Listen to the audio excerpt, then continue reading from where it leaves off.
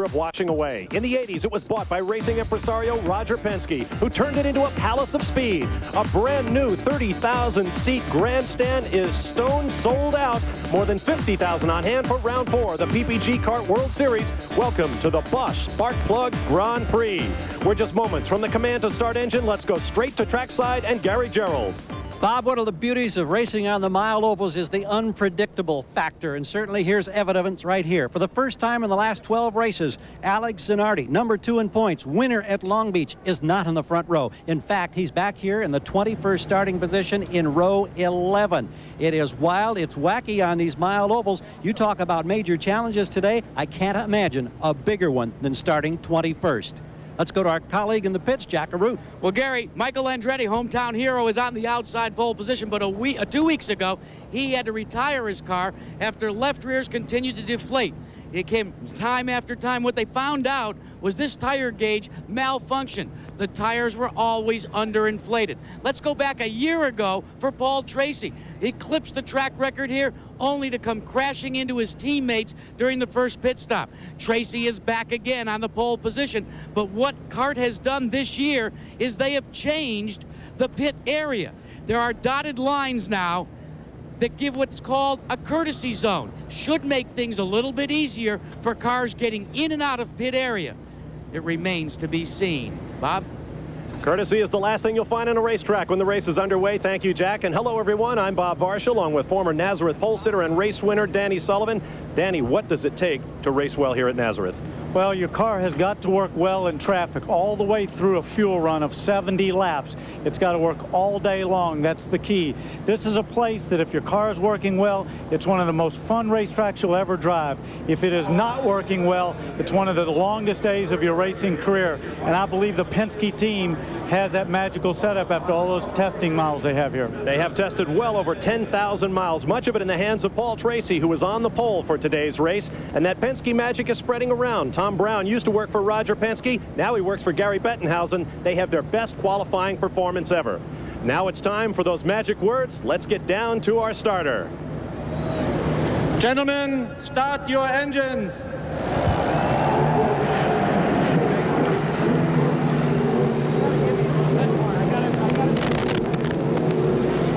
The fires are now lit. Now let's get back to the story of the Bettenhausen team and their rookie driver, Patrick Carpentier, who is on row 2 for this race, Gary Gerold. What a marvelous job he did. The rookie who won the Atlantic Championship starts right behind pole sitter Paul Tracy. Tony Bettenhausen, this is as great a job as any driver you've ever had has done. It equals the record of Stefan Johansson qualifying 3rd in Portland. Your emotions right now as you get ready to turn this rookie loose.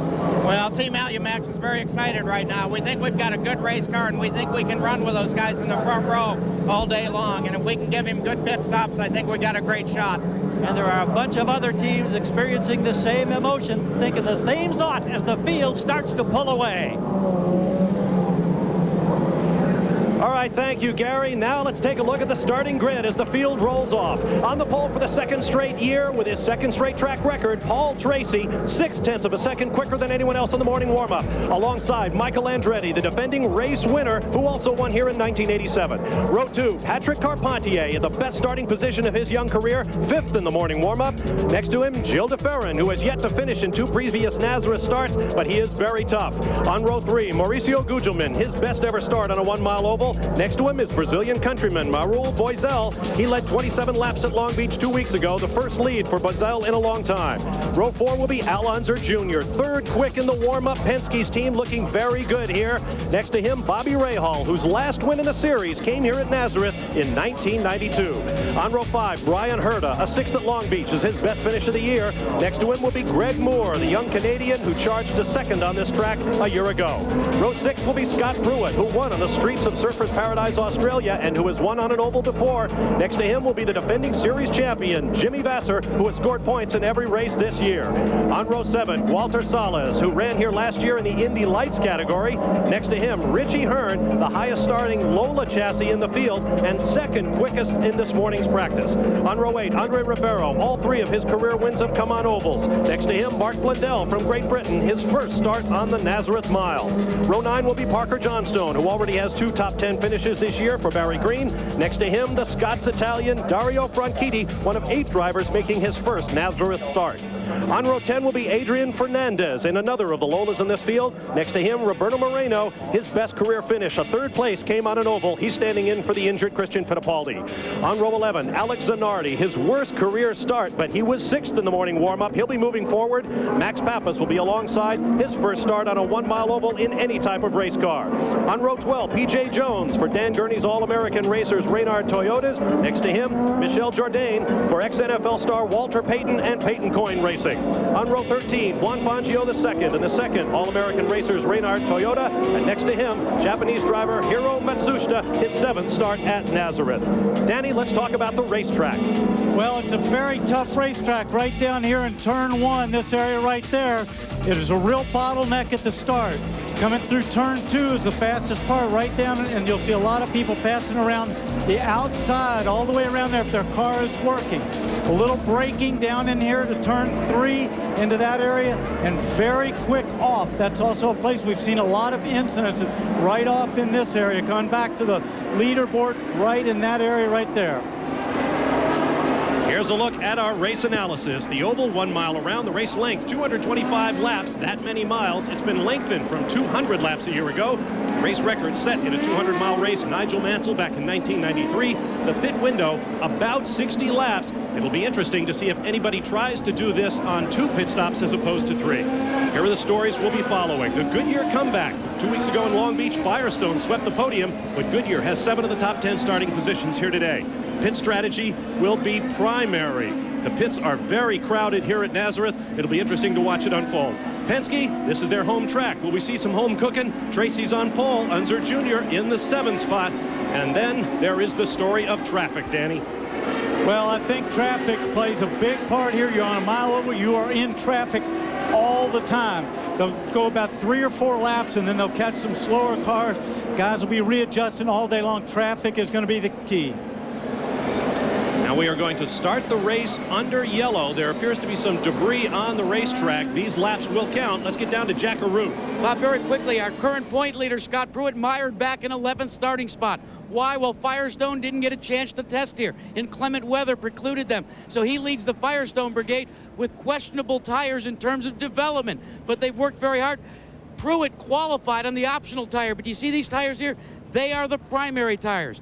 Present thinking is that the Brahma team, Pruitt and Boiselle both, during the first pit stop, will go back to the primary tire. It's a little harder, but should operate a little bit better on full fuel loads. Gary?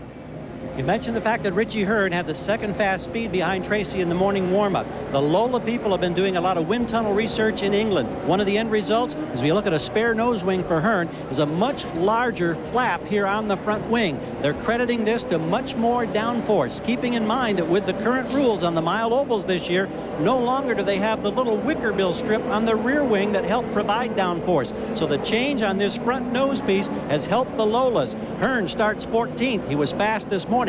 Can he be fast through traffic? We're about to find out. Now, the reason for our delay was a dust devil. A big cloud of dust kicked up just outside the turn 3 area. Officials wanted to make sure we weren't going to have some dust out there making this racetrack slick. It is a unique racetrack with a lot of elevation changes, something you rarely, if ever, find on an oval. Jack Arute. Well, Bob, Max Pappas had a problem in the MCI car for RCRO Wells. Richard Buck and the team diagnosed what it was. It was the black box. Now, in layman's terms, what that is the computerized brain for the engine performance. They changed the box, put the bonnet back on. He's back out on the racetrack. All right, thanks, Jack. Now, Danny, we talked about traffic and we've talked about pit strategy. We are starting under yellow. 1 lap is already complete.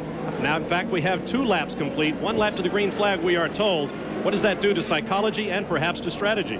Well, I don't think it's enough time under there to change the strategy. 1 or 2 laps is not going to be a big factor in the fuel battle. If it had been 10 or 15, that might have been a factor. And all it does is give everybody more time to warm up their tires. These guys are pumped up. They're ready to go. If they go an extra lap, it's not a big factor for them. Now you see the double file forming up. We will go green 2 abreast in just a moment. And that will be the only time, even though this is under yellow, they will start the race 2 abreast but not after this. It'll be single file from now on. This is the 11th race here at Nazareth. 5th time we've had yellow on the first lap. We have green now. We are underway. Paul Tracy and Michael Andretti slot into turn 1, first and second.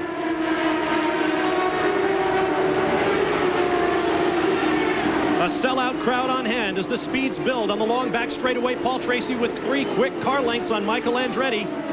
Patrick Carpentier is 4th. Make that 3rd for Carpentier. Gilles de Ferran runs in the 4th spot as you watch Paul Tracy, who has been absolutely devastating around the track all weekend. And look at that lead that he's pulling out right there. He is definitely hooked up. Guys, Andre Ribeiro has a flat tire, so what they're trying to do is now they're saying no. They think there's an engine problem. They've looked to the rear of the car. They have shut it off. Guys, what it is it's a CV joint and the drive shaft. It's loose on the left-hand side. Back to you. Oh, what a disappointment for Ribeiro, a proven winner in PPG kart competition, as you watch Patrick Carpentier in the Alumax-sponsored Reynard for Tony Bettenhausen. And that CV joint that connects the drive shaft right there, that's what holds everything. It can be very critical. And now we have the yellow flag and a debris flag, and that may be the result of Andre Ribeiro's problem. We'll take this opportunity for a quick break. We expected things to happen quickly, and they are. We'll be back with the Bosch Spark Plug Grand Prix in just a moment. Stay with us. A jam-packed Nazareth Speedway playing host to the Bosch Spark Plug Grand Prix. Bob Varsha and Danny Sullivan with you. There is our race leader, Paul Tracy. We are under yellow with 10 laps complete. 2 weeks ago, Paul Tracy made headlines when he was fined $25,000 for several incidents of alleged rough driving in Long Beach, California. Earlier this weekend, we talked with Paul about his fellow racing drivers, and are they friends? Among the drivers, I would say everybody is, everybody's friendly, but they'll slit your throat for 5 cents. I mean, it's very, very cutthroat, as much as Formula One or any other type of real high-level sport. Everybody is here to win, and everybody gets along. But when you're out on the track, it's no fun and games about it. They're out there to beat you and beat the next guy. Well, I think he's got a good point there, and it's gotten more competitive. There's more at stake. The teams are more competitive. Everybody's trying to move up. There's a lot of that goes on. That's within reason, too. I don't think you're going to see guys launching people into the stands or anything like that, or rough driving other than where they can maybe move a guy over a little bit and try to get by there. We've all still have to respect each other's space out there and realize that your life as much as theirs is in that person's hands. Especially at these speeds. You saw the new record lap set by Paul Tracy as the green flag waves, and we are back underway. Paul Tracy leading Michael Andretti, Patrick Carpentier, Gilles de Ferran, and Mauricio Gugelmin. Alan Zu Jr. runs 6th, Raul Boisel 7th, Bobby Rahal 8th, Greg Moore 9th, and Jimmy Vasser 10th. You might also wonder why they have those yellows like that. If they see something out there that can cut a tire, that's one of the most dangerous things on an oval. And the yellow is back out from the flag stand. A single waving yellow.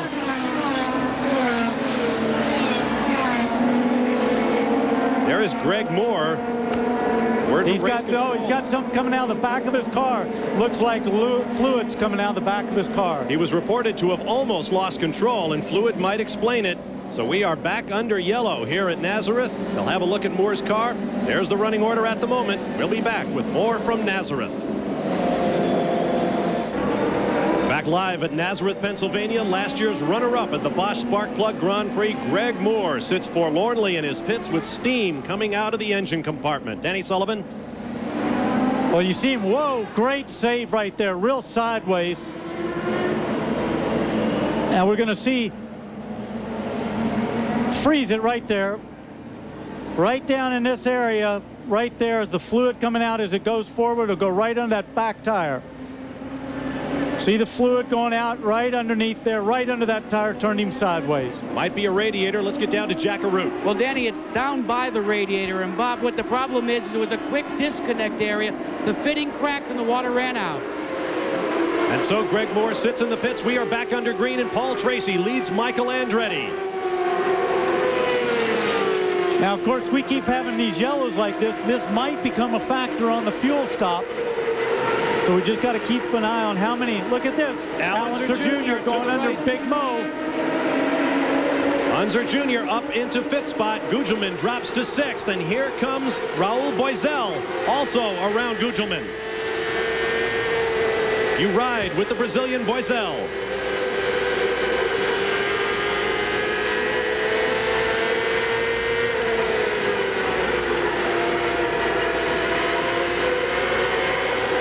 That long turn 3 down to the flag stand.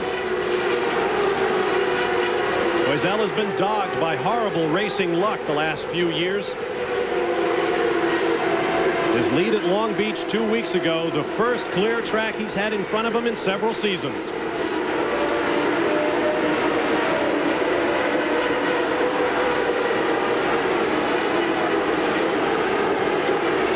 Boisel appears to be closing up a little bit on Alonso Jr. Now we climb aboard with Bobby Rahal in the number 8 spot.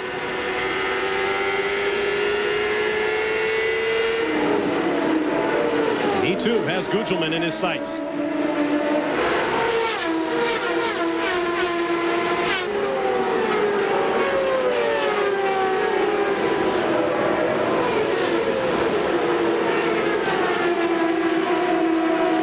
It has been 69 races since Bobby Rahal last won. That race came here at Nazareth back in 1992. This is his 70th start since his last win. And that win, incidentally, was the 3rd and most recent of his PPG Kart World Series championships. Tremendous G-forces on the drivers, as many as 4 lateral Gs through turn 2 and onto this backstretch. There's Richie Hearn, who had such a disappointing weekend at Long Beach, where he broke on the opening laps in his sponsor's home race. Jack Arute in the pits. Guys, Patrick Carpentier has a problem, and it's a telemetry problem. And Danny Sullivan, what's happened is all the telemetry coming from the car to the pit area has conked out. So he may have the telemetry on board. They don't have it in the pits. That should make for some lengthy pit stops because they can't tell what the car's doing before it gets here. Well, hopefully in those situations, you just race the best you can. They might call in for the fuel to know how much fuel he's used, but they'll try to pit with everybody else. At this point, Jack, they've just got to keep racing, even if they've got a problem.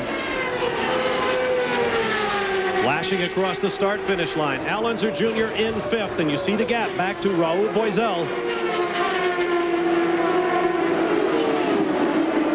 Unser Jr. has been revitalized here on Penske Racing's home track at Nazareth. In his 16th season. Can it have been that long? I know I've raced against him for years, and he's awful tough, and he hasn't lost anything.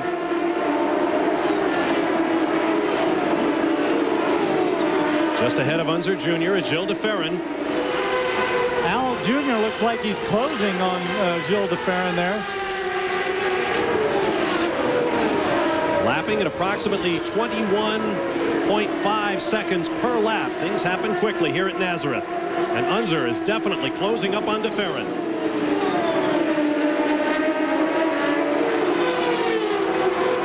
That's Al Unser Jr. in that bright red and white car on your screen. Just in front of him in the blue and white is Gilles de Ferran. Traffic will play a factor here, how quick they can get through there.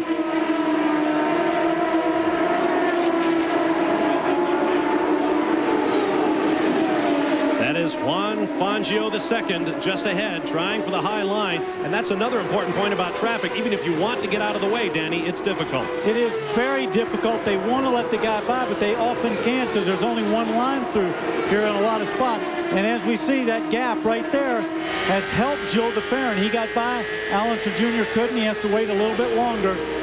See how tight it is? There's a slow car all the way down there on the yellow, trying to stay out of your way, but you still have to wait for him.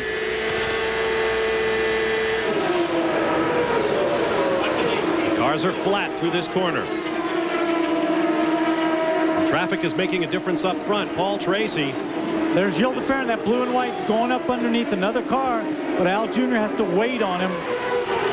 He'll try to slip by right in here. Michel Jourdain for Peyton Coyne Racing, with Al Unser Jr. right behind him and DeFerrin drawing away. And you saw how Al Unser Jr. got held right there behind him. He couldn't get through him in turn 1. He lost that ground. And now Boiselle has to deal with the problem. See again, Raul Boiselle couldn't get by in turn 1. He'll lose that ground he made up. Back on the lead, Paul Tracy, who's been closed up on by Michael Andretti. And Andretti clearly the quicker car now. He looked like he slowed there.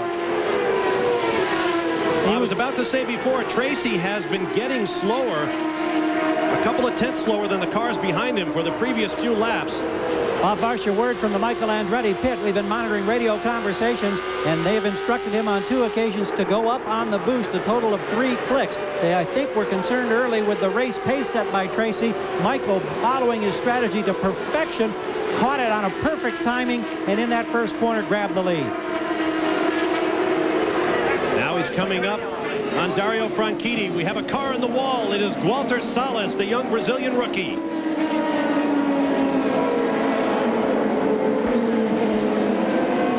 That is down in turn 3. Heavy contact at the right rear. And of course, this will come into some fuel strategy here because they're inside one of those windows that it takes that they could make a stop right now. And if Paul Tracy's having a problem with his car, he might elect to stop. This taking place on lap number 37. You see Salas moving in the car.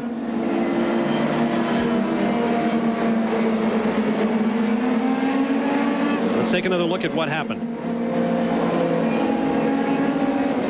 White car in the back there.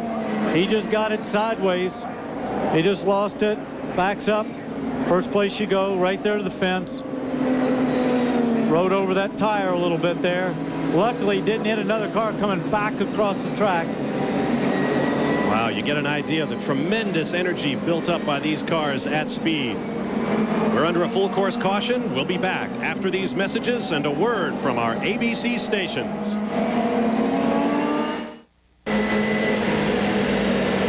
Next Saturday here on ABC Sports, great golf action coming your way from the Shell Houston Open. Last year's champ Mark Brooks beat fellow Texan Jeff Maggard in a playoff that had the Lone Star State enthralled. Our coverage begins Saturday at 2:30 p.m. Eastern Time, 1:30 Central, 3 Pacific, here on ABC Sports.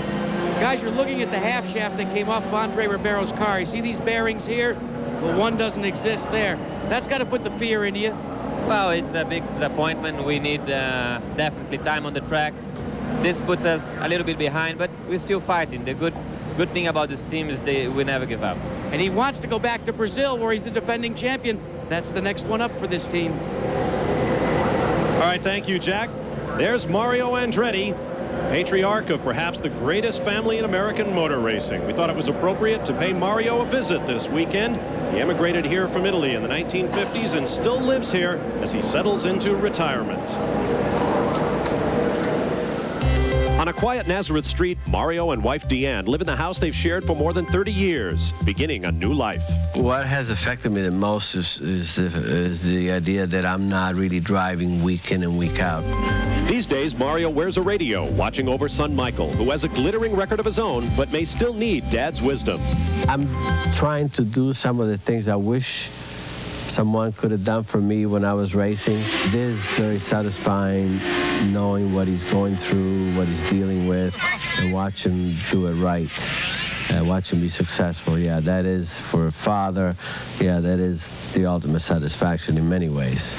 In his home, Mario displays the trophies of a racing life. His favorite? Hard to say, but start with recognition as the best of the last 25 years. You look at the driver of the quarter century, you know, somehow just really, really means tremendously to me because it just sort of brings about, you know, almost an era, you know, of driving. And, you know, it's just, like I said, you know, that you could create a story around almost every one of them. The Andretti family dynasty may soon be joined by Michael's son Marco. Once upon a time, little Michael asked Mario for a racing kart. And Marco did exactly the same thing. He said, Dad, I'd like to drive a go-kart. So he said, okay, you know, we'll get you a go-kart. And where that will take him, obviously, stay tuned. I can tell you it is a pleasure to stand in Mario Andretti's trophy room. He is a hero around the world of motorsports. We are preparing to go back to green here at Nazareth. Let's get down to Gary Gerould. Quick reports. Boycel made a pit stop under the yellow, 12 seconds flat. They did go to the primary tire. They're looking for durability the rest of the way. A quick conversation with Gerald Davis, who of course is the head man for Walter Salas. He said that he only radioed that the car was going loose. Then they had the impact. Gary, here's a quick update on Paul Tracy. Never heard this before. The car is too good coming out of the corners. It makes the nose want to stick. And he's a little bit concerned about that. Said, it's not really a push, Danny Sullivan. He said it's simply too good coming out of the corners. Thank you, gentlemen. The flag waves from starter Jim Swindle, and we are underway once again. Michael Andretti first, Paul Tracy second, and between them, Alex Zanardi is one lap down. You watch Mauricio Gugelmin, who runs in the 6th spot. Through turn 2 and on to the backstretch. That actually is a problem what Jack mentioned. That right rear tire is the one that does most of the work. And if it gives up, so if the car is too good, he doesn't want to use it too hard or the car will go loose. He's got to go about 70 laps before he changes. So he's probably being a little bit conservative. He'll make an adjustment in this pit stop. That shows a lot of confidence. We're working lap number 47 of 225 scheduled as you look at Al Unser Jr. in the 5th spot.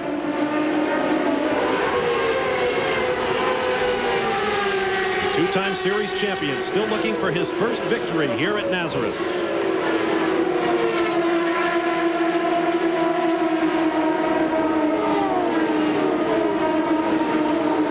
You can almost sense the confidence in the Penske team. They know this racetrack so well, and they know that their car works so well on it.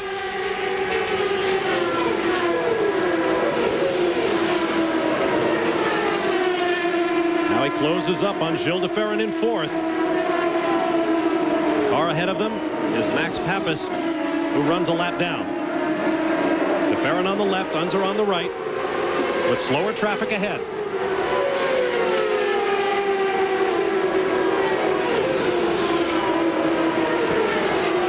Unser closes in on de Ferran. Gary Gerould. Interesting that during that break, one of the things Michael Andretti was on the radio about, his concern about how Al Unser was doing. So obviously he knows that Tracy is fast. He respects Unser and his capability on this racetrack. He's worried about both of those Penske cars.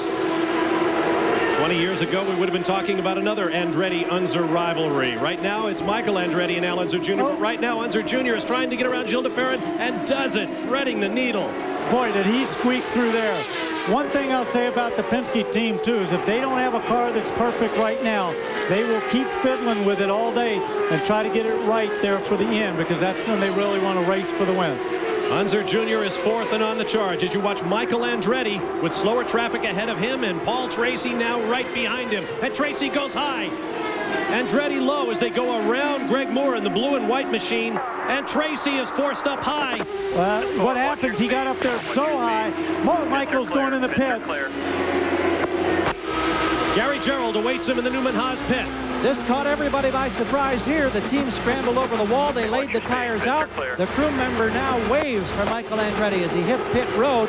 This is very early. We don't know what the problem may be. He arrives. We'll wait and watch. Reset your fuel. Keep your revs up. Everything appears to be routine. Revs up. Smooth throttle. Revs up. Smooth throttle. Off the jack, rolling. We've got him under 12 seconds. He smokes the tires out of here. This taking place on lap number 54.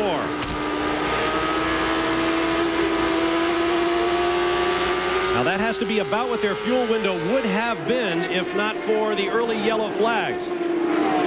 Yeah, but that's still, I think, out of step. What that tells me just sitting here is his tires were probably going away. And that's something that only the driver really knows. If the car is starting to slide too much, he might say, hey, if we're inside the window, let's go ahead and stop, try to get some tires on here, make a little adjustment, and get back out. And, Danny, that's exactly what Roger Penske, who's calling the shots for Al Unser Jr., radioed to his driver. He made the call that Andretti pitted for tires, started telling Al Jr., make sure you take care of your tires. You ride with Roberto Moreno sitting in for the injured Christian Fittipaldi. Moreno shown in 18th spot right now. We talk about those tires. I can't emphasize that enough. If you've got to go 70 laps. If they go off with 20 laps to go and you start losing a second a lap and you're sliding around, think how much ground. 20 laps, that's an entire lap you're going to lose on that person you're trying to race. Bobby Rahal on the left in the blue and white Miller Lite sponsored Raynor, running in 6th spot. He's got Richie Hearn behind him in 7th. Hearn started 14th. Remember, he was second quickest this morning in practice. Hearn is flying. Back to the pit lane. And it was immediately Peter Gibbons jumping on the rear tire as it came off, and the tire is down here with a Goodyear engineer, and what they found was a very small cut. It was losing air. It didn't deflate rapidly, as was the case at Long Beach, but he got into a piece of debris somewhere, and that cut costly at this early stage. Michael Andretti now shown in 17th place on the racetrack, just ahead of his teammate Roberto Moreno. Well, don't forget, though, he has fueled and he stopped, so if there's no yellow, that'll readjust itself as they go along. Now, that's good news for him. We have a crash on the backstretch. I believe that might be, is it Michel Jourdain? No, it's Adrian Fernandez. Red and yellow, green colors kind of threw me off there for a moment. You see him backwards up against the wall. Now that actually hurt Michael Andretti, because everybody else will now stop. It'll drop him back a long way. But the good news for Michael Andretti is that it was a cut tire. It didn't mean that it was going away. Here's another look at what happened on the back straightaway coming at you. Can't really see what happened, but it looks like at that point that he just got the car sideways, spun around, and backed it up in there to the fence. Now, Fernandez was complaining all weekend that the car was loose at the back, and that may have been what caught him out there in turn 2. All this taking place on lap 61. There is Michael Andretti, who pretty much needed this race to go green for a while. This is the 5th full course caution of the day at Nazareth. And the record for the most yellows in the race is 5, set in 1990 and 95. There's Paul Tracy, the race leader. We'll take another look from our Honda Helicam at the accident suffered by Adrian Fernandez. There you see him spinning at the top of your screen. Yeah, he just lost it at the end of turn 2. That's the place you're going to do it. That corner is so fast. And if the car's going loose, it just gets up there. There's a little bump about 3/4 of the way through it. He probably got a little sideways, couldn't control it, and away you go. And on an oval, unfortunately, you usually tend to go to the wall. He had a car behind him, but not one in front of him, as he spun it into the backstretch wall. Paul Tracy remains the leader. Patrick Carpentier runs in 2nd place. That's Parker Johnstone, 2nd in line right now, with Greg Moore another car back. Here's a program note coming your way. One of the greatest events in sports here on ABC. Saturday at 4:30 Eastern Time on ABC's Wide World of Sports, the first jewel in the Visa Triple Crown Challenge, the 123rd running of the Kentucky Derby, live from Churchill Downs in Louisville, Kentucky, Saturday, 4:30 p.m. Eastern Time on ABC's Wide World of Sports. There you see the cleanup continuing on the backstretch. There's Fernandez out of the car with hands on hips and helmet on the wall. His race has been run. Paul Tracy now heads for the pits. Lead lap cars allowed in the pits. Yes, they've just opened the pit. That's why everybody's still out there. They close the pits for everybody, get them bunched up, then they allow the lead cars to come in first. 60-mile-an-hour speed limit. Paul Tracy has had adventures in the pits before, but this is a yellow flag. Not today, guys, not today, but there's a major wing adjustment. Now, the man that's had the problem is Patrick Carpentier, directly in front of Paul Tracy. He dived into his pit stall. They were not able to complete the service, had to send him back out.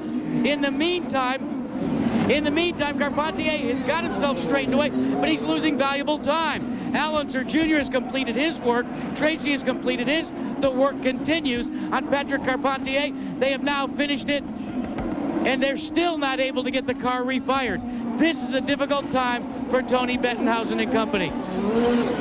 And not very, very good, Baba. Not a good stop, and everybody down here in the Alumex crew, very disappointed. Problems with the right rear for Patrick Carpentier and the Bettenhausen team. You saw Paul Tracy leaving the pits well outside the courtesy zone. We'll be back with more from Nazareth Speedway in a moment. From the Honda Helicam high over Nazareth Speedway, we are preparing to go back to green at the Bosch Spark Plug Grand Prix after the first DNF of the year for Adrian Fernandez. Stand by for more from the hills of Pennsylvania and the roots of short track racing.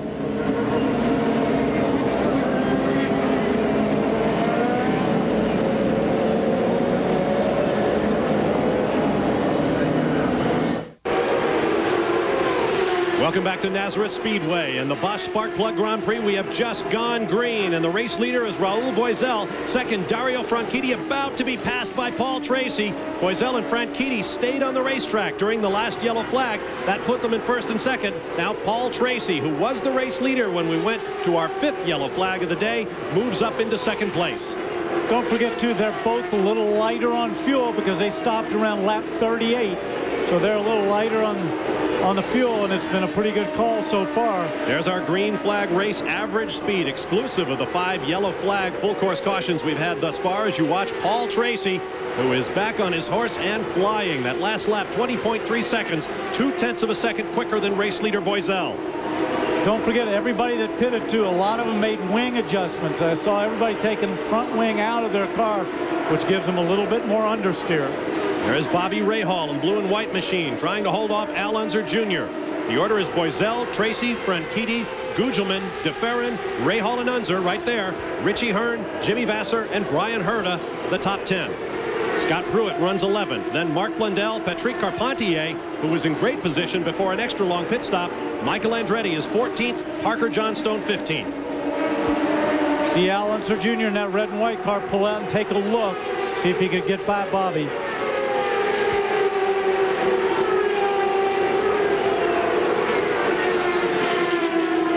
Two great champions, two of the elder statesmen. Look at him go again. Racing. The identical move that Tracy put on Franchitti. But you see, Bobby made a good move there. Just let him go, braked a little early, tucked right in there behind him. Minus 12 on fuel, minus 12. Hear the pit crew communications as you look back. That's looking back at Paul Tracy's car. Leader in front in that bright yellow and orange car is Raul Boesel. They're in traffic. Yep. This is going to be a factor. See that wing adjustment? See how high Paul Tracy's getting out there? He doesn't have as much bite in the front, so he's drifting out a little bit, particularly when he's behind the car, because it takes the air away.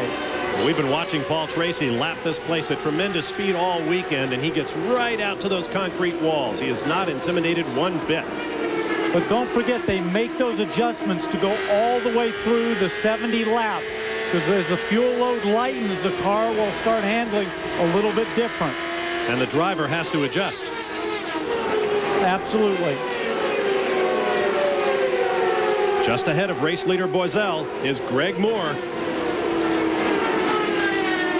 There you see the numbers on Boesel. And you see the jump he made during that last caution period to first place. But here comes Tracy. See how he lost a little ground there? He got out a little high as he got close. That disturbed air. He lost a little bit on the front of the car. Oh, we have a car down on the grass. Was that Max Pappas in the MCI car for Arciero Wells? It appears it is. And look at this. That's Paul Tracy. Paul Tracy and Dario Franchitti were side by side, but the yellow has come out for this incident. Max Pappas, he has hit nothing, but apparently he has lost the fire. We'll be back to the Bosch Spark Plug Grand Prix after these messages and a word from our ABC stations. Back live at Nazareth, Pennsylvania, you ride with defending PPG Car World Series champion Jimmy Vasser in 8th place as we get set to go green. Tonight on ABC, a completely new hour of America's Funniest Home Videos, followed by a brand new special edition of Turning Point from ABC News. Then it's finally here. The television event Entertainment Weekly calls the most frightening movie ever made for television. A brand new version of Stephen King's The Shining, starring Rebecca De Mornay and Steven Weber. Don't miss this one tonight here on ABC. Down to Jackaroot. Bob, you see these pressure gauges right here on Paul Tracy's cars? They radio back what the actual pressure is. That's what kept Paul Tracy from having to come onto pit road. They were concerned that maybe he had that problem. They looked at the telemetry, said, everything's okay, Paul. Let's check in with Gary Gerald. And on this yellow, it was an opportunity for Raul Boisel, the race leader, to come in and get service in 11.6 seconds. Everything routine. He stayed on the primary compound. Michael Andretti and their crew also here checking the latest tires to come off the car. He made his second pit stop. He's getting closer to the sequence with the leaders as we get ready now to go back green. Andretti, Boisel, Parker, Johnstone all pitted under the last yellow. Michael Andretti is back on the lead lap. It's Max Pappas's car in the pits. They towed him in. That was the reason for a record-setting 6th full-course caution here at Nazareth. We're back underway. Paul Tracy, Dario Franchitti, Mauricio Gugelmin, who gained 3 positions on his last pit stop. Gilles de Ferran runs 4th. Al Unser Jr. 5th as you watch Paul Tracy. And a part of the massive crowd assembled here at Nazareth for today's race.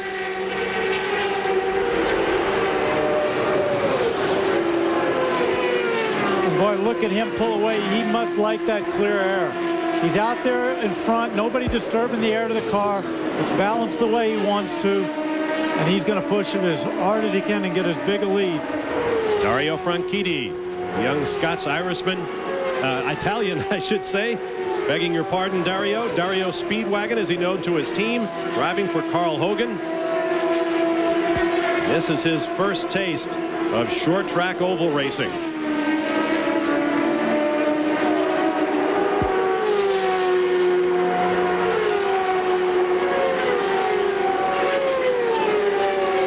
There is Gilles de Ferran with Al Unser Jr. 4th and 5th. That battle's been raging a while. Al's been trying to get by him for quite a while. Every time he seems to get close, looks like he's going to make a move, something comes up. Well, we talked about this earlier, Danny. De Ferran has been quick at every track we've been to. He's just been plagued by rotten racing luck. He has that. They've been up there. He's been leading races. He was on the pole at Long Beach. He's had a tremendous run, but like you said, bad luck, crashes. I would imagine they really want to come away from here with some points. Gilles de Ferran in the red, white, and blue Valvoline car left of your screen, driving for the vastly experienced Derek Walker, who took Danny Sullivan to a victory on this track in 1988. They have 3 Reynard chassis in their garage. Each of them has been crashed at least once this year. Gilles de Ferran and wife Angela celebrating the birth of their latest child, Luke Anthony, born a week ago last Thursday. Mother and child doing fine. In fact, let's get out the baby pictures. There's Angela on the right with little Luke, and proud Papa on the left. Luke Anthony, named for Gilles' dad and Angela's dad. A welcome new member to the family. I understand his big sister might even be ready to accept him now. There is Gilles de Ferran, who ended Alex Zanardi's streak of consecutive pole positions at 6 at Long Beach, California 2 weeks ago. Zanardi right now running in 17th place. I kind of expected to see him move up in this race, but he is not having much luck back there. On that last lap, Al Unser Jr. was a 1/10 of a second quicker than de Ferran. Slow moving, one of the All-American Racers cars. I believe that was P.J. Jones. See, and that just cost Al Unser Jr. just a little bit because he had to lift there. Just that's a very cautious place to go out there in that second lane, get out there where it's dirty. He's closed back up quickly, though. Flash across the start-finish line. That tells me that his car is probably a little bit quicker than de Ferran's if he closed back up that quickly. But it's difficult when you're behind him. You've got to get by, get away in front.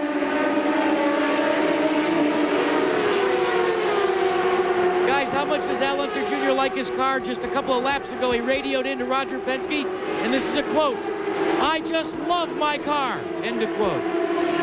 And that has to be bad news for everybody else. When a racer like Al Unser Jr. likes the machine he has under him, watch out. We've got a lot of racing in front of us. There's a lot to go, a lot of things to happen, a lot of laps through traffic.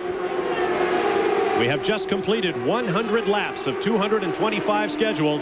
Now de Ferran draws out just a little bit. This is for second place now. Dario Franchitti in the dark blue and silver machine with Hogan on the side. And just behind him, Mauricio Gugelmin is, almost too close.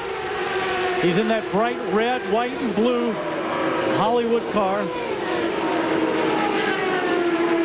Driving for PacWest Racing. PacWest sponsors the next 2 stops on the PPG Kart World Series, the Rio 400 and a 300-lapper at Gateway, the new oval.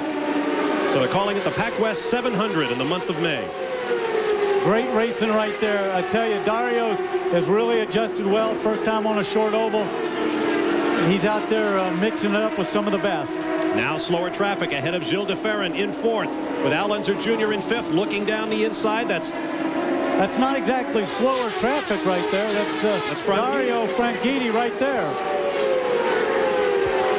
So Gugelmin is now in 2nd behind Paul Tracy, Franchitti 3rd, de Ferran 4th, Al Unser Jr. 5th, and he continues to dog the gearbox of Gilles de Ferran. Bobby Rahal is 6th, Richie Hearn 7th. He is moving up. Jimmy Vasser is 8th, Brian Herta 9th, Scott Pruitt 10th. 104 laps complete.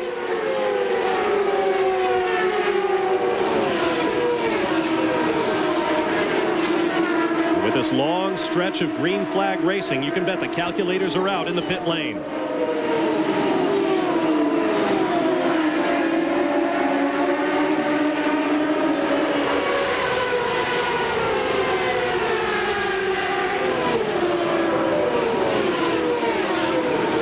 Approaching the halfway mark when we reach 113 laps. 13 laps. We will be an official race. Now Franchitti comes under fire from de Ferran. This is for 3rd. Al Unser Jr. watching it all. Those 3 cars right there, all for position. Franchitti in the front. Look at this. Reynard Mercedes, Reynard Honda, Penske Mercedes. Greg Moore going slowly. He's back in the race after that fluid problem in the side pod early on.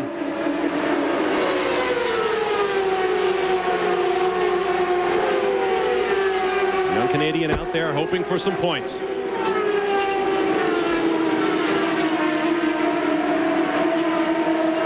Now Franchitti able to draw away. De Ferran will have to deal with Moore.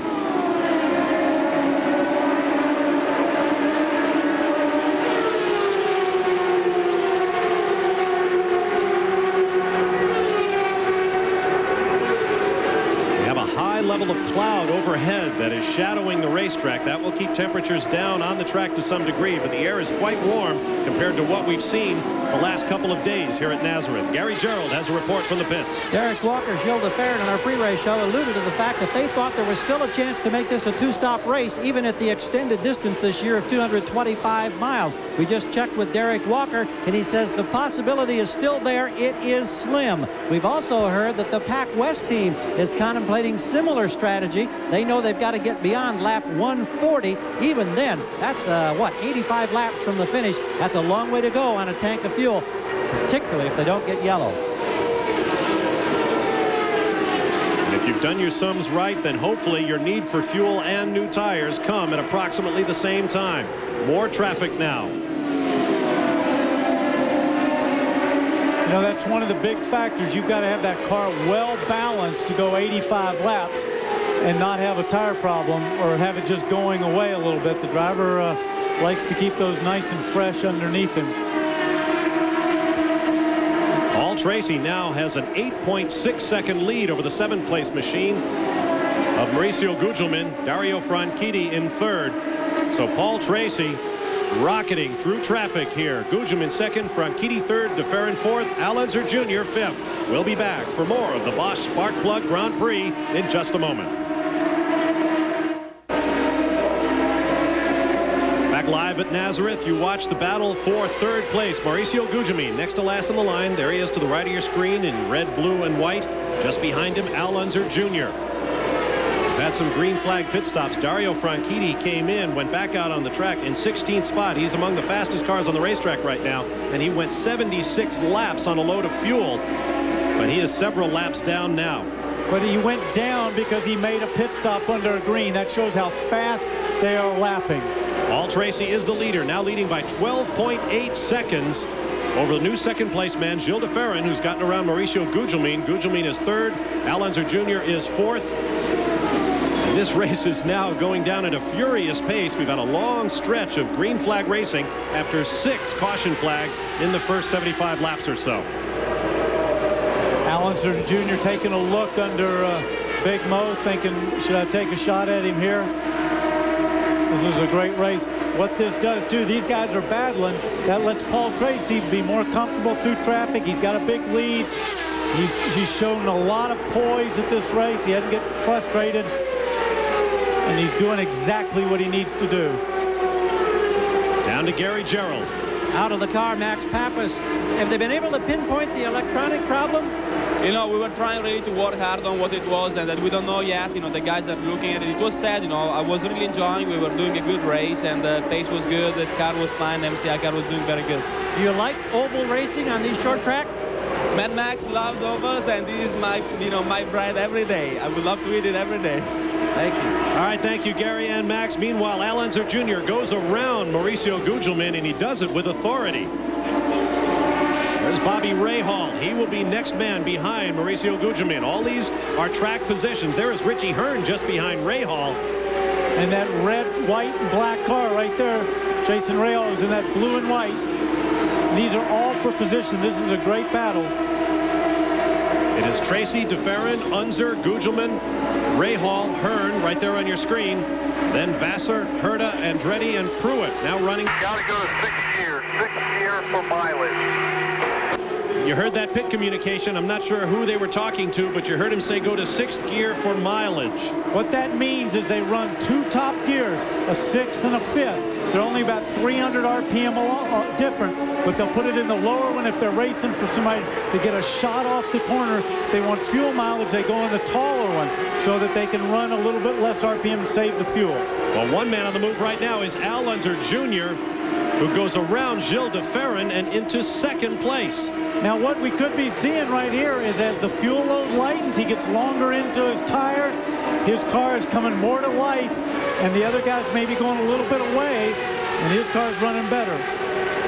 Al Unser Jr. runs 13.4 seconds behind his teammate Paul Tracy.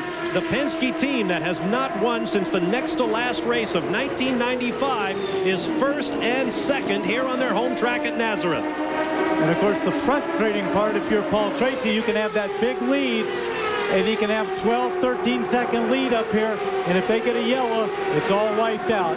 There is Paul Tracy just passing Mark Blundell. Let's see if we can pick up the interval to the second place car of his teammate. And that's how far back Al Unser Jr. is. There he is, second car in line. But don't forget, with this entire lap, it looks so big. That entire lap is 20 seconds. So you're 12 or 13, you're almost 3/4 of a lap. And as we speak, Al Unser Jr. has taken a few ticks off his teammate. The gap now down to 12.1. And that, once again, is traffic as you watch Gilles de Ferran and Mauricio Gugelmin. That's a good point. If you get a clear gap in front of you, you can make a lot of gain if the other guy's stuck behind some traffic. But remember, once he gets by that, you've still got to get by him. So you got to sit here and watch it for a while because that'll seesaw back and forward. And Danny, one of the problems for Mauricio Gugelmin is he's developed a vibration in the rear tire. It's kind of fortuitous, though, that they've scheduled a pit stop for around lap 142. So they've told Big Mo, just live with it. We'll bring you in, whether it's green or yellow, around 142. Richie Hearn makes the pass on Bobby Rahal. Put Hearn now up into the 5th spot, dropping Rahal to 6th. And he is quickly going away from Bobby Rahal. He pulled out a big gap right there. So he's obviously got a quick car, which we saw this morning's warm-up where he's second quickest. Now you ride with Jimmy Vassar. That's Rahal just ahead. And Vassar, took a look down the inside, thought better of it. That's a very quick air, and he barely even lifts there. Breathes it a little bit here going in turn 2. It's a very fast racetrack. Just behind Vassar is Michael Andretti, now up to 8th spot. And Andretti makes a move on Vassar. Don't forget something we haven't mentioned a lot of. The Goodyear tire at this track seems to be a little bit better. They want the prime. Mike Goodyear, so is Bobby Rahal, but Jimmy's on Firestones. Pit stop coming up. The driver being asked, do you want the primes? Meaning the prime versus the optional tires. That's just a different compound tire. Usually P6, one is Michael. softer than the other. P6, Richie Hearn. Next position. Gary Gerald on Michael Andretti. I'll tell you what, this Newman Haas team down here is just starting to crank with vitality because they see their man carving his way back through the field. And remember, as they tried to get closer to the sequence of the race leaders, they can go a little longer. If they can go longer, that means they have to take on less fuel. And you hear the conversations going on, pit wall to cockpit, and they are hoping that that's going to give them a slight advantage with a quick late stop. We just watched Paul Tracy go around Bobby Rahal. Rahal shown in 9th place.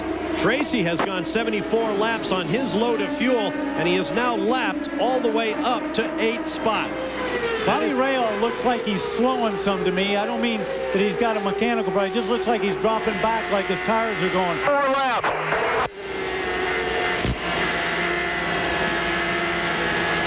On board with Bobby Rahal right there. Sounded like someone was asking how many more laps. Under green flag racing, we may be approaching a round of green flag stops. See, Bobby's slowing down there. He's on the inside of the track right there. And I think what he's doing, he's probably got a little bit of a tire problem. He's saying, how many laps till I've got a pit? Because he's making a decision whether to stay out.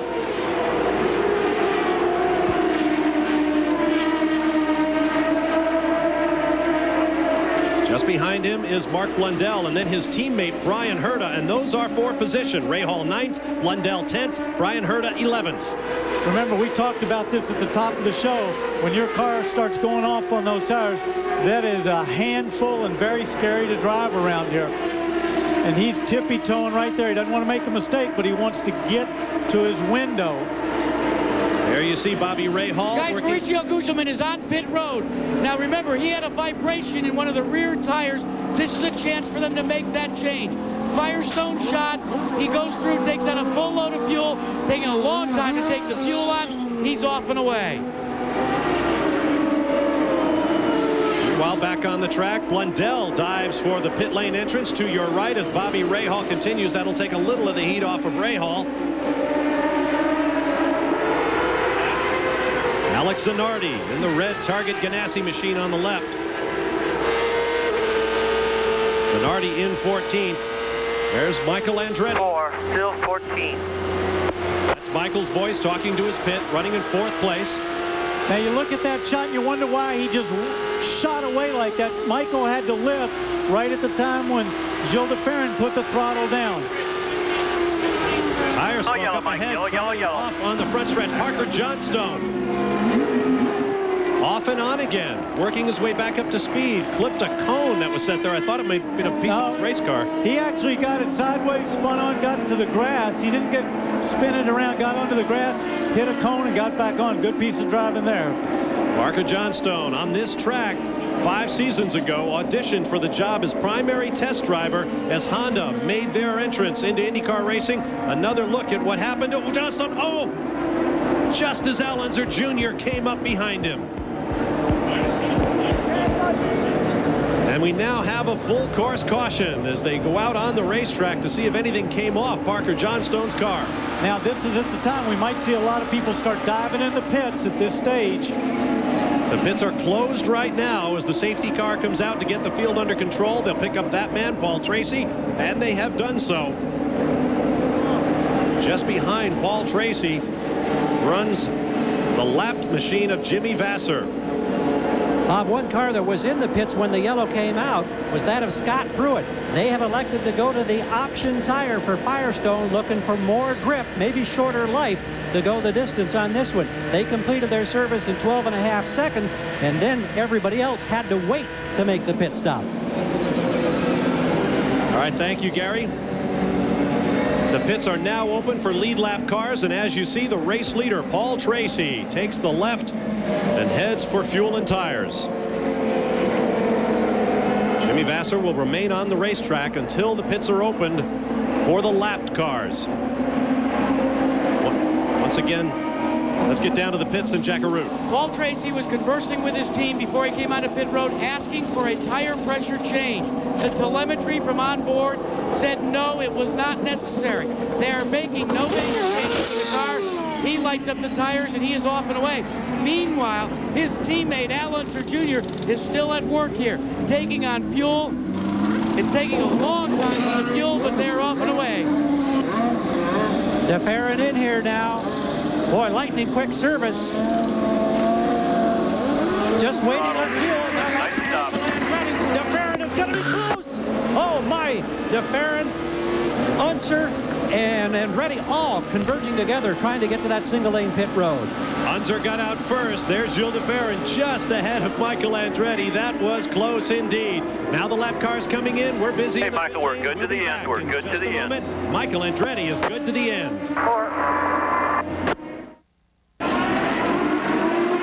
Now the Talladega 500 was rained out today at the Talladega Superspeedway. It will be on Monday on ESPN as well. Check your local listings. 12 noon Eastern time. We are back under green flag here at Nazareth. Paul Tracy leads with 153 laps in the books, 225 scheduled. You ride with Michael Andretti in 4th place. Just before we went to the break, you heard his team telling him, we're good to the end, meaning you have all the fuel and tires you'll need to run to the end of the race. He goes around Gilles DeFerrin into 3rd place. A year ago, Michael Andretti came to this racetrack with a probation for rough driving, trying to get their act together. They came here, and with the help of some problems plaguing Paul Tracy, Michael Andretti came through to win the first of what would eventually become a series-high 5 victories. With the help of our Honda Helicam, you watch Michael Andretti closing up on Alonso Jr. Yeah, he's closing. They're going through turn 2 right now. It's slightly uphill. They'll come off of turn 2. Now it starts going downhill. You can't see this. It's going downhill. Brake lightly here. Drops down the hill. They're on the gas. They're now coming back up a slight hill. Start finish. Flat out through this turn 1 right there. And look at Michael close on Paul Tracy. Check that, Alonso Jr. just ahead of him. But boy, what does that tell us about the way Michael Swift works when it's full of fuel on new tires? Well, it says he's working good in early stages. We saw that Alonso Jr. work better at the later stages on the field. So what he's going to try to do is hold him off. Unser will try to keep his great rival behind him until his Penske Mercedes, both cars on Goodyear tires, begins to work. See, it's dropping away right down there. When they accelerate, now it's slightly climbing uphill again. Pushing even worse. Something about it starting to work.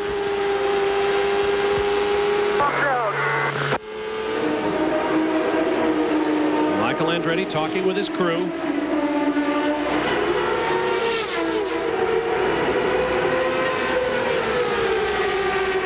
Across the start-finish line, downhill into turn 1, then through the long turn 2, and they begin to climb. Tremendous elevation changes on this racetrack. Now diving downhill towards 3, almost like a carousel turn, way down low with banking up to your right. And that's the only place you touch the brakes, and believe it or not, these guys barely touch the brake in there. They just kind of roll in, grab it a little bit, and pick the throttle back up. Earlier in the race, Walter Salas shows what happens if you get loose in that corner. They're all accelerating all the way around there. They're flat out going through here. Minus 12 on fuel, Michael. Minus 12 on fuel. That's Lee White talking with Michael Andretti.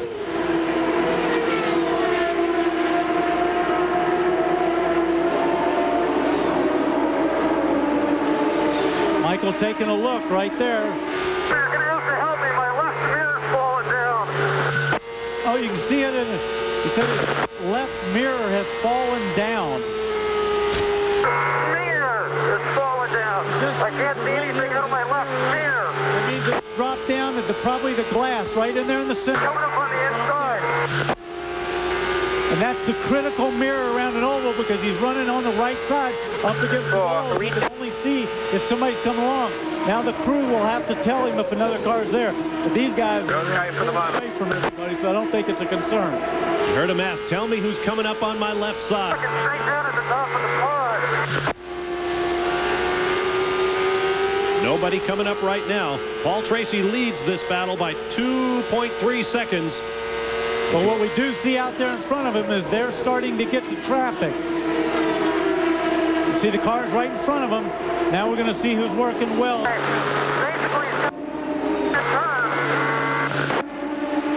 Paul Tracy is somewhere in that traffic. Jackaroo. But for Al Unser Jr., as he sees a fast-closing Michael Andretti, he's being counseled by his mentor, Roger Penske, to conserve fuel. So they're not running at full optimum speed right now. Al Jr. needs to conserve fuel because neither of Team Penske's cars intend to come to pit road again. Well, we've heard that Michael's got enough fuel to go the whole way. So they're probably racing. They've got that mixture turned down a little bit. And they are closing on race leader Paul Tracy. The gap down to 1.6 seconds. Tracy in that group of slower cars up ahead. But that's probably dictated by traffic. Once Paul gets past that group, then he'll stretch it back out. Don't forget, these guys have to get past all these cars as well. So it seesaws back and forth, and it'll readjust as they get through there. Greg Moore just ahead of Al Unser Jr.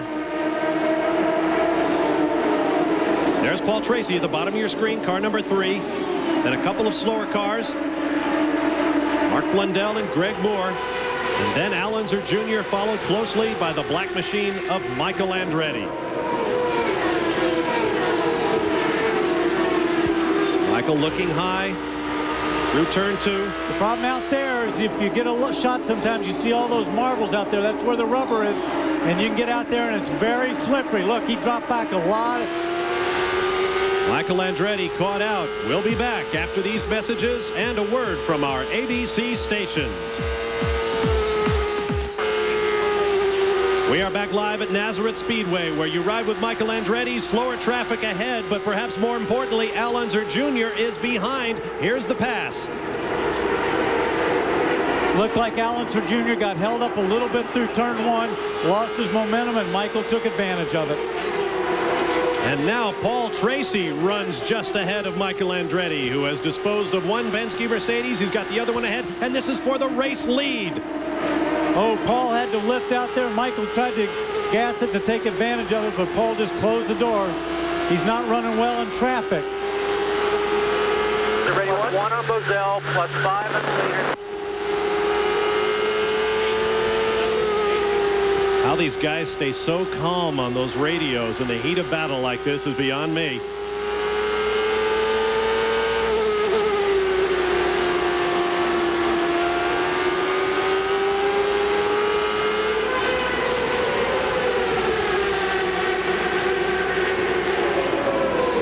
There you see how the gap has come down as Michael Andretti bids for his 3rd victory here on his home track at Nazareth. Only Emerson Fittipaldi has won here 3 times.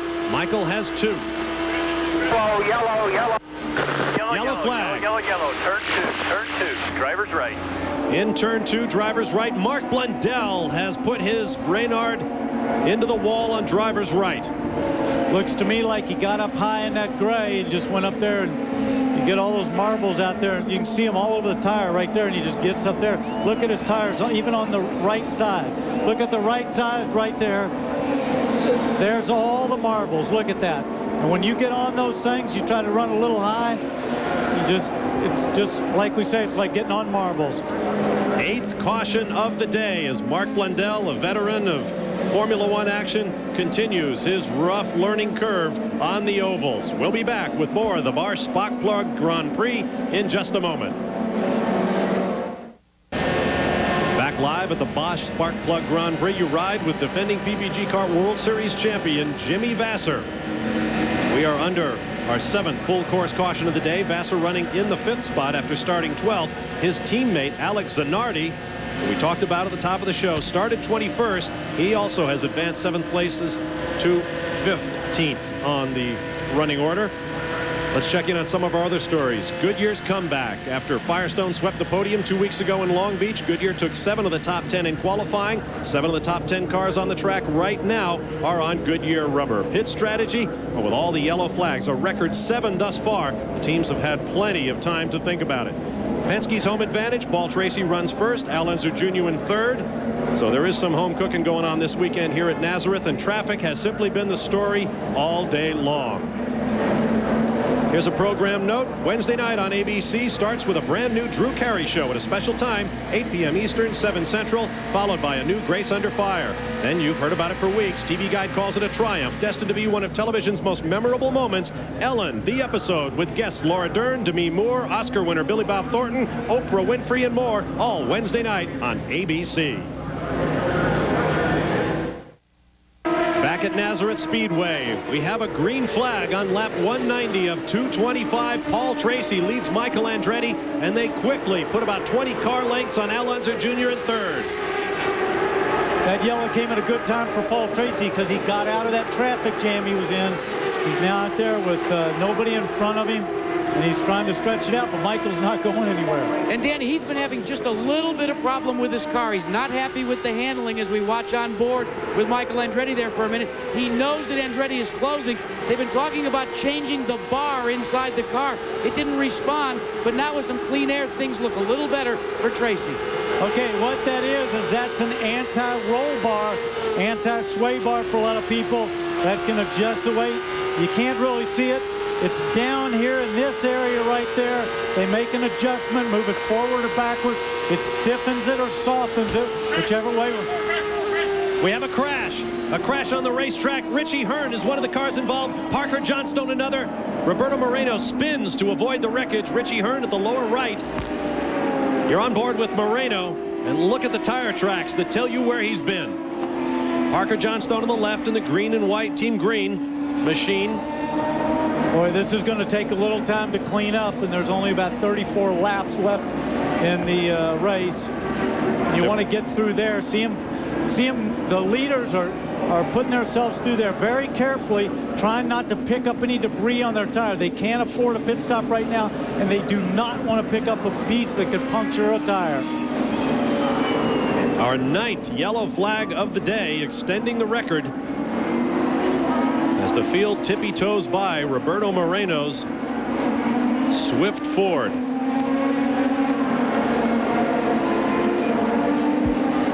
Moreno talks with the crew, asking for a push. It appears his car is undamaged. Let's take a closer look.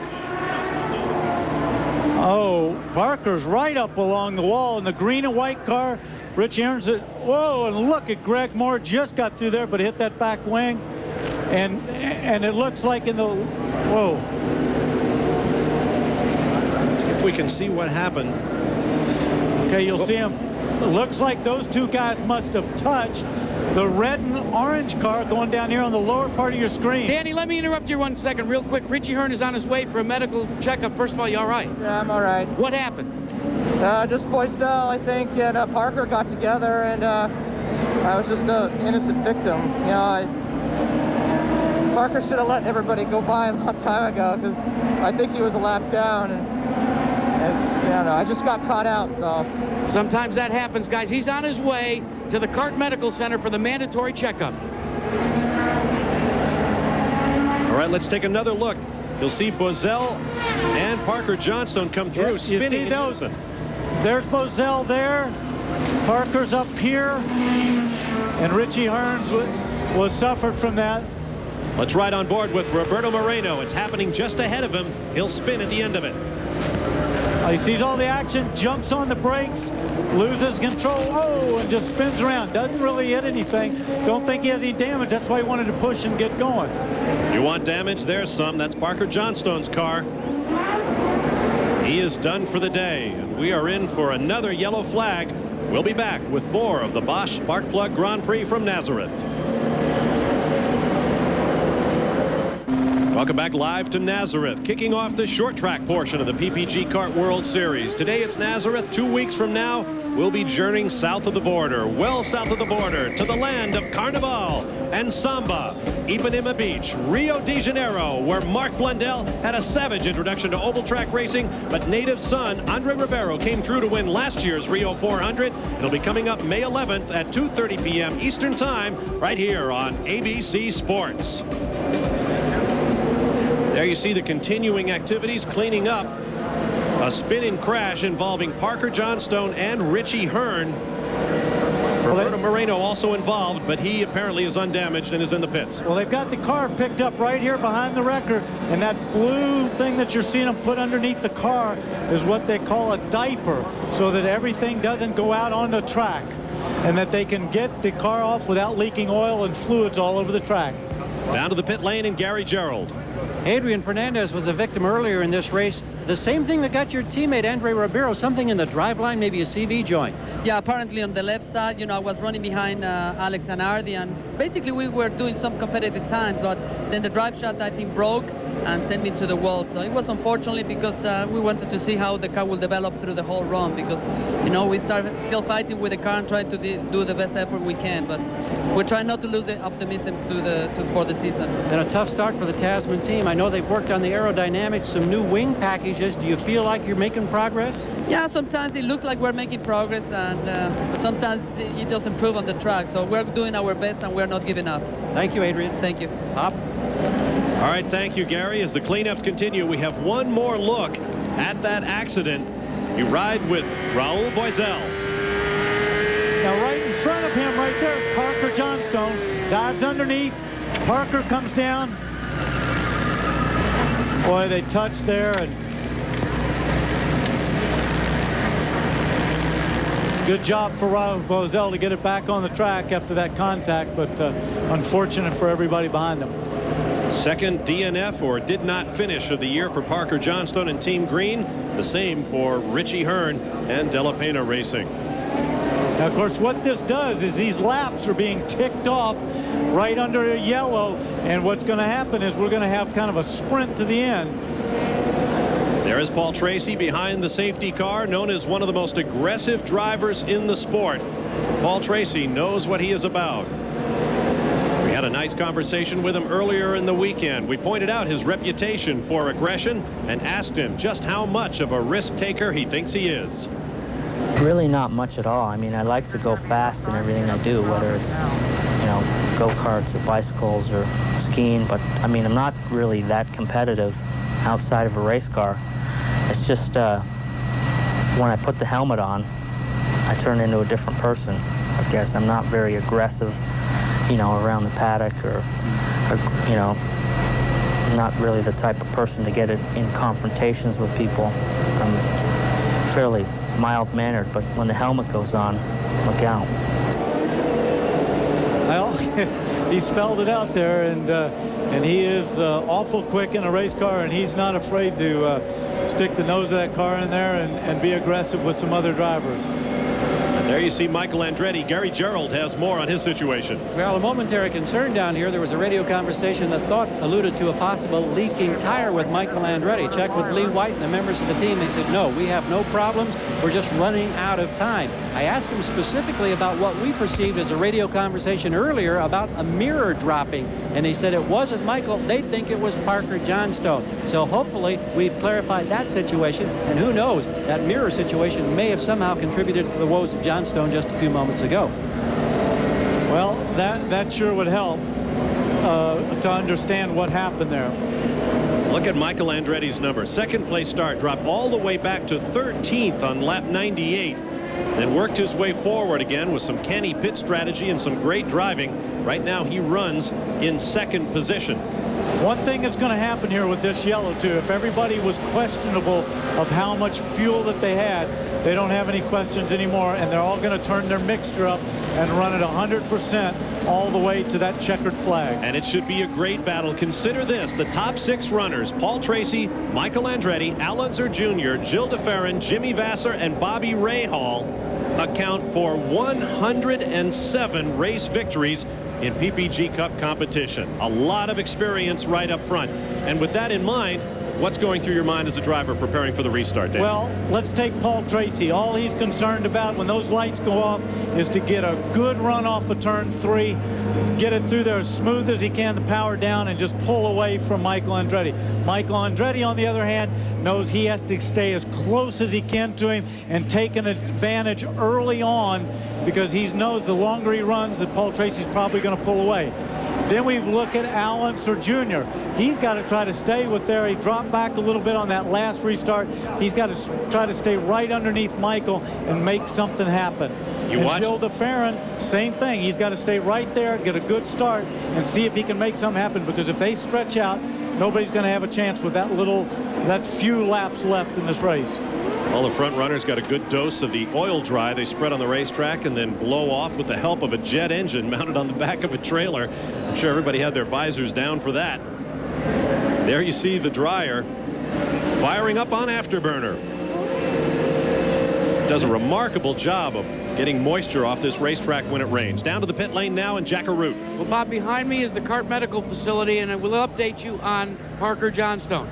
Parker will be in there for about 15 or 20 minutes. He is fine except for an injured right hip. It's swollen, it's sore, so what they're doing simply is applying ice. They're not very concerned about it. He'll be released in about 20 minutes. If we're still on the air, we'll try and get a word with him. One thing that I should tell you too, Jack, so that everybody at home knows, you said a mandatory stop for Richie Hearns. If you make contact in kart racing against the wall, you have to go to the medical center and be checked out. That's just a mandatory rule. Now they take to the warm-up lane to avoid the activity on the track, the cleaning up going on. The CART Medical Facility is absolutely mind-boggling. A complete trauma facility that is completely portable and rolls with the series throughout North America. And believe me, from a driver's point of view, that and the safety crew is one of our best friends out there. Those guys look after us everywhere we go around the world. Now we anticipate running long here at Nazareth, but if you're just tuning in, we want to remind you, coming up next on ABC, the Hershey's Kisses Figure Skating Challenge, the men versus the women, including reigning world champion Tara Lipinski, 96 world and U.S. champion Michelle Kwan, Todd Eldridge, Rudy Galindo, Victor Petrenko, and Paul Wiley. It's all coming up next here on ABC, so stay with us. As you can see, no one has left that massive new grandstand, built at a cost of some $8 million, seats 36,000 people, and every ticket was long sold for today's Bosch Sparkplug Grand Prix, round 4, the PPG Kart World Series for 1997. Another lap and a half will be back underway as you ride with Bobby Rahal. Let me tell you, under 20 laps, this is going to be a sprint to the finish. Everybody's going to have maximum fuel. They're going to have everything turned up and try to make the most of a short time. Down in Paul Tracy's pit, Jackaroo. Well, Paul Tracy is ready for this restart. He's told his team he's ready to go. He knows Michael Andretti's on his back, but feels like as long as he stays out in open air, he shouldn't have a problem with handling, Danny. Well, that's his best friend right now. He's hoping that he'll go those 19 laps, build up a gap, and if he catches a car before there, be able to stay out of trouble with lap traffic. Well, years before this was a paved track, the Nazareth Oval, known as Nazareth National Speedway, was a dirt track. And it shook to the thunder of modified stock cars and open sprint cars. Well, we've got classic short track racing coming up in a sprint format as we go green with 20 laps remaining. Paul Tracy and Michael Andretti, and Tracy has not lost Andretti one bit as we get back up to racing speeds. Michael Andretti did everything he had to, and Paul Tracy did what he had to. And look at that gap. Unfortunately, they left Allenser Jr. and Gilles de Ferran a little bit, and Paul is ever so slightly stretching it out. See the rest of the running order at the upper left of your screen with 19 laps to go, and they will click off at about 20 seconds a lap. 20.7 that first lap for Paul Tracy, 21.0 for Michael Andretti. At that speed, 20 laps goes by awful quick. Tracy now drawing away slightly from Andretti. Tracy in the red and white car, Michael Andretti, the man in black.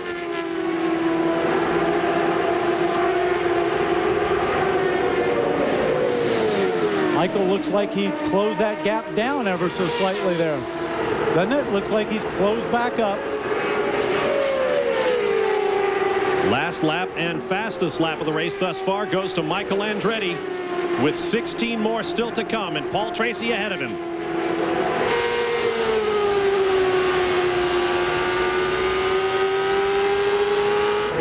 Now, what might Michael be planning for Paul Tracy here? Has he shown him everything he's got? And if he hasn't, What does he do to set him up? He's not waiting. He's trying to close this gap as quick as he can, because as you get closer to the end, you only get a couple opportunities to pass. If you got fewer laps, those opportunities are going to evaporate very quickly. He needs to get right behind him, put some pressure on him, particularly coming out of turn 2, where he can try to outbrake him.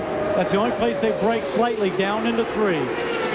Right here, he's trying to close that gap. You see Paul Tracy getting out there wider and wider. Michael seems like he's got a better line, closes up on him through there.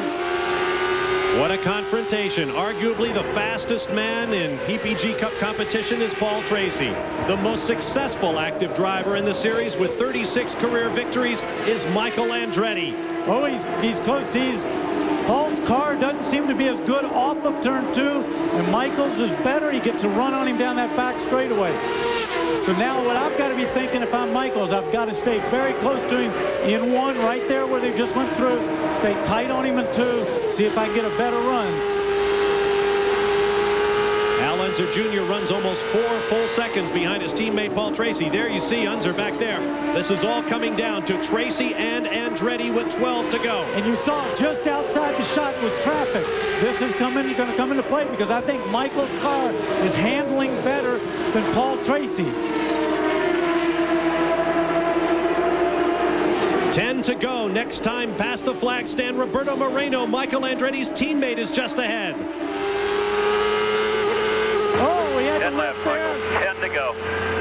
Oh, big lift there on Michael's part. You see him had to jump out of the throttle. Paul goes in there quick, but Michael seems to gain a little bit here. You heard Lee White tell Michael Andretti 10 to go, 9 to go. Next time past the flag stand. Greg Moore just ahead of race leader Paul Tracy. And then Dario Franchitti ahead of Moore. 9 to go. Traffic can really be your friend or your enemy here. Let's see who it plays out to help the most. Lee White tells Michael 9 to go. Counting down the laps. Franchitti on the right up ahead. Will he be out of the way? No, as Michael comes through. That helped Paul Tracy a little bit. See that gap just a little bit, because he had to wait just a little 8 laps, bit. Mike. 8 laps. 8 laps, says team manager Lee White.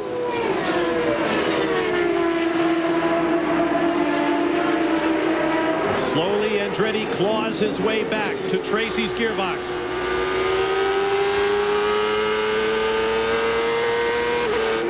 Seven laps, Mike. 7 laps. Paul wanted to go inside that car, That's but Juan he didn't give him the gap. Juan Fangio in the Toyota up ahead. Now he pulls to the low side to let the leaders through. Michael taking a look, looking down the inside to see if he could get something. Paul wasn't going to give him an inch there. 6 laps to go now.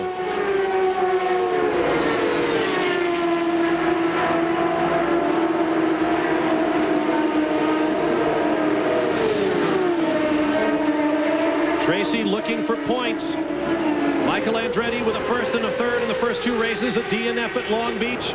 Oh, he closes up on him there through 1. Had to back off a little bit through turn 2. As we get down fewer and fewer laps, it's going to get tougher and tougher to get back. Fewer opportunities.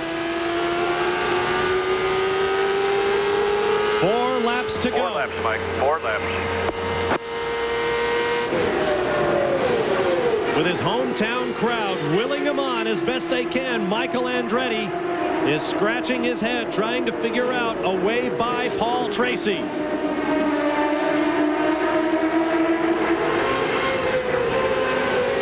Now 3 to go. Roughly 1 minute of racing at these speeds.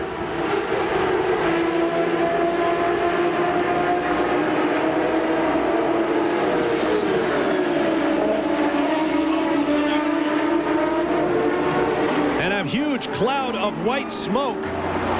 Yellow, yellow, Down yellow, in Mike. turn 1, Yellow, we yellow. have a yellow flag. There's Roger Penske on the pit wall looking in the direction of the smoke.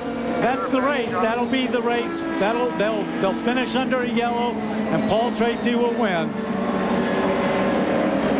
And there's Lee White in the foreground with Mario Andretti, that is, looking up the racetrack I think it's just dawning on everybody that after all of that excitement, it appears that this race will end under yellow, down to Jackaroo. I have not seen you smile like that, Roger Penske, since 1995.